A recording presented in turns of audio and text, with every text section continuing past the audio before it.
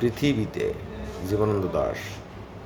শস্যের ভিতরে রৌদ্রে পৃথিবীর সকালবেলায় কোনো এক কবি বসে আছে, অথবা সে কারাগারে ক্যাম্পে অন্ধকারে, তবুও সে প্রীত অবহিত হয়ে আছে এই পৃথিবীর রোদে। এখানে রাত্রির গন্ধ নক্ষত্রের তরে, তাই সে এখানকার ক্লান্ত মানবীয় পরিবেশ সুস্থ করে নিতে চায় পরিচ্ছন্ন মানুষের মতো।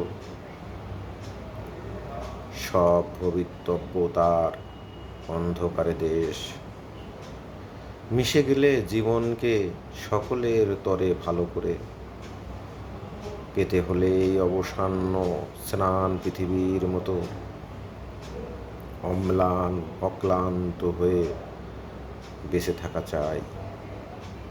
একদিন স্বর্গে যেতে হতো।